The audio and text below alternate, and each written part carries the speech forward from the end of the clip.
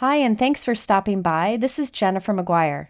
Today I have a fun technique for you that uses stamps and coordinating dies to create two cards at once. That seems to be my thing lately. It's just a great way to save time. And we will end up with cards that look like there are floating die cuts arranged in a frame. It looks like this takes a long time, but it really doesn't, thanks to some tricks that I'll show you. So you can see how all of those die cuts look like they're floating. There's that framed area in the center, and then I save that center area and add that to a second card. I will have a few examples for you and some variations on the technique. Let's start with this pair of cards. This pair of cards features a new stamp set from Altenew called Ruffled Flowers Stamp Set. This is just a beautiful, unique set that's very easy to line up. It's a layered stamp set.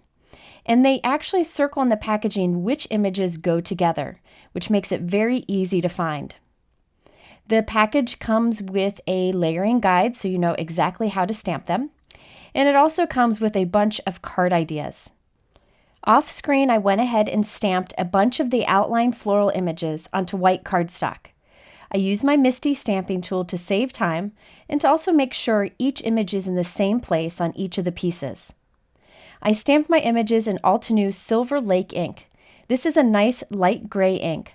I thought it'd be fun to use light gray for the outline instead of black.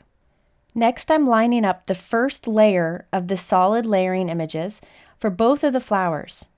By stamping them both at once, I'm going to save a ton of time. I'm starting with a lighter ink color. This is the Altenew Pink Pearl ink. Now here's a tip for you.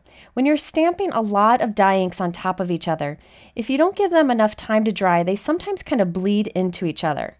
Not all the time, sometimes.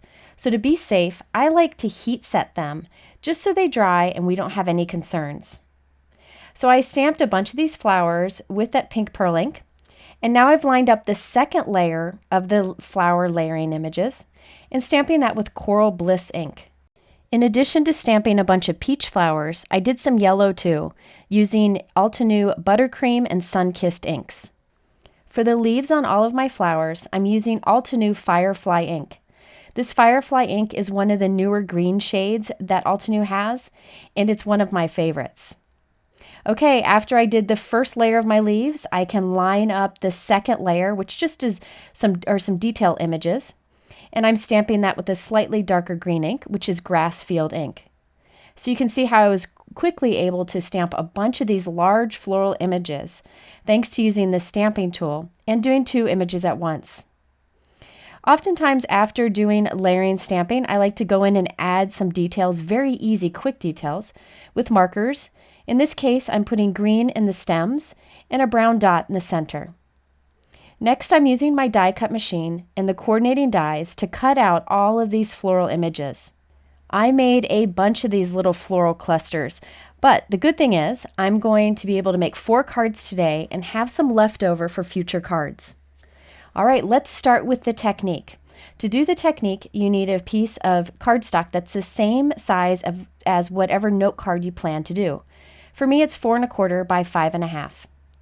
Onto this piece of white cardstock, I am laying down my floral images, and I'm arranging them so that they're close to each other without touching. I want to cover as much of this white cardstock as I can, and I notice that I am not gluing them in place. I'm just laying them down carefully. Once I have them all arranged, I'm going to take Glad Press and Seal. This is one of my favorite crafting products, and I've used it in videos before. I'll link to it up here on the top right. You can get this in grocery stores. The nice thing about this product is one side is slightly sticky. Kind of reminds me of a Post-it note. I'm going to lay this sticky side down on top of this as careful as I can to not move any die cuts. Once I've laid it down, I can go ahead and press it so that it holds on to all of those die cuts and that white cardstock piece. I can now flip this over and cut off any of the excess that's hanging off the edge of that white rectangle. I'm going to save all those little pieces because they can definitely be used to create a fun border on a card. Okay, so now that I have that all trimmed off, I have my piece ready to go to do our technique. I'm taking a rectangle die and lining it up in the center. I then will use a little bit of tape to hold that in place, and then I will remove that piece of white cardstock. It's really easy to do since the press and seal only has a little bit of tack to it. Now I can run this through my die cut machine, and the die will cut through the press and seal and the die cuts, but everything will stay in place on that press and seal. On the back of this, I am adding some foam squares. Now you could use regular adhesive to save some time. Just put little dots of liquid adhesive here and there on the back of all those die cuts, but I wanted them to look like they were floating. It's definitely worth, the 5 or 10 minutes it takes to put all these little foam squares on. Once I have foam squares on the back of all of the die cuts, I lay a note card onto it, transfer it that way. Then I can remove the press and seal. The foam tape squares will hold the die cuts in place, and the press and seal easily comes off. And check it out, you have a frame on your card that looks like it's floating, and it's perfectly cut away at the center. The press and seal held those die cuts together so that I could perfectly position them. If you do not have press and seal, you can also try this with masking paper, masking tape, or large stick-it post-it notes. Okay, now the other piece from the inside, I am positioning that onto my card after putting foam tape behind all the die cuts, removing the press and seal, and there we have those arranged on another card.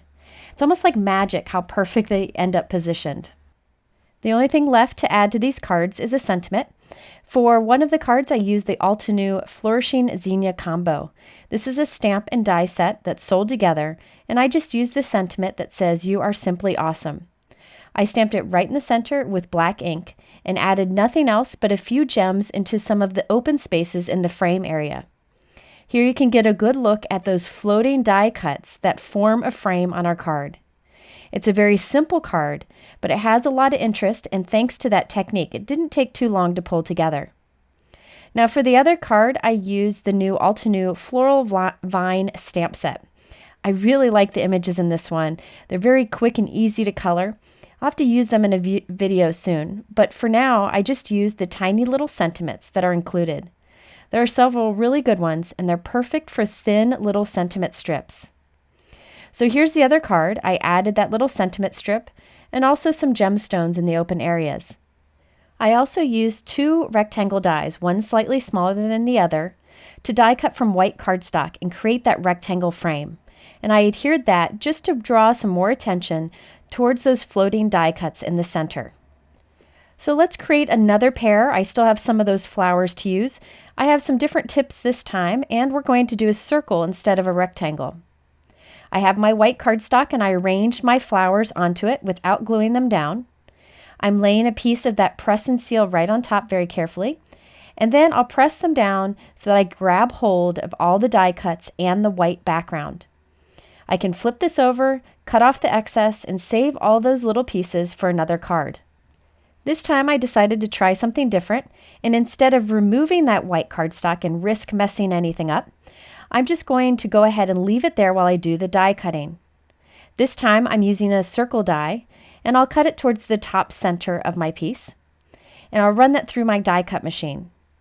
Now this worked just as well as the other time, so you can either leave the white paper there or remove it. It's totally up to you. In either case, the circle die cuts through the press and seal and die cuts, so you end up with these 2 pieces with all the die cuts still attached. On the back of these, I'm putting foam tape just like I did before. Then I can lay them onto a card, press it down, and carefully remove the press and seal. Actually, you don't really have to be too careful because the foam tape holds much better than the press and seal, so it easily comes off. Okay, now for the other card, I have my white note card. I put foam tape on the back of all the die cuts. I can lay that right on top. Once I press it down, I can remove the press and seal, and we have our floating die cut frame with the circle in the center. You can see how by using the press and seal or some sort of masking paper, you can really save a lot of time because you don't have to rearrange all the die cuts like a puzzle. I again stamped a sentiment in the center from that Zinnia stamp set that I showed you and added a few gemstones into the open areas on the back. I really like this version because you get that really crisp circle edge that shows off this floating die cut frame technique. So here is the other card. I added a simple sentiment strip and it says thankful for you every day. And that sentiment is from that same Floral Vine stamp set that I showed you earlier. I again put some little yellow gemstones in the open area on the circle just to make sure that that circle is very distinct. Although I used a circle die to create this frame, you could also use a large heart, a star, whatever large die cut you have. Okay, let's do one last pair of cards. This time I'm using a different stamp set just to show you a little variation. In this case, I'm using the Altenew Delicate Primrose.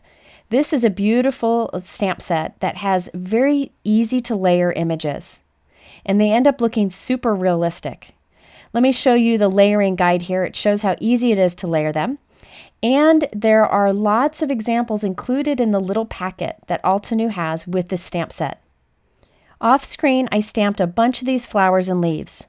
I again used that Altenew Silver Lake Gray ink for the outline and bright colors for the solid areas.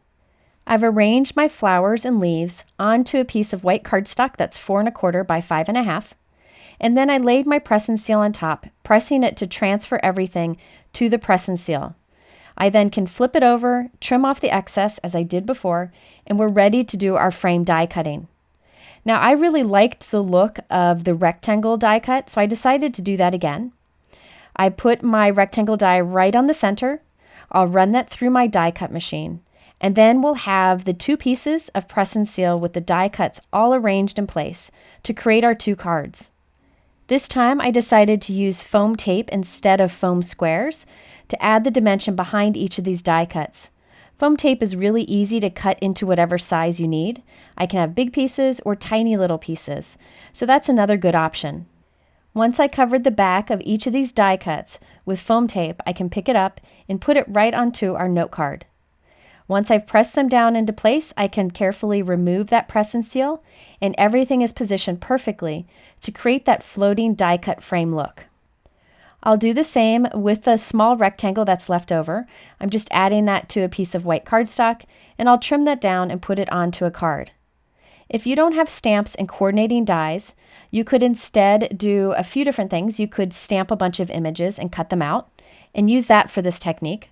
Or if you just have some sort of dies that cut shapes or anything, you could die cut a bunch of die cuts and do this technique with plain die cuts. To finish off this card, I just added that "You are simply awesome" sentiment to the center, and I put some pearls in the open spots in the frame area. For the other card, I had adhered my little floating rectangle of die cuts onto white cardstock. I trimmed that down and added it to a white note card with some foam tape so it stands up too. I also stamped "Sending Big Hugs" on a white cardstock strip and added that to the card, and that's from that Floral Vine stamp set that I used earlier. So there you have it, a fun way to create a floating die cut frame on your cards. It's super fun to do. I hope you give it a try. If you are interested in these supplies, they are linked below in my YouTube description. There are a couple videos here in the middle that are related that I think you might like.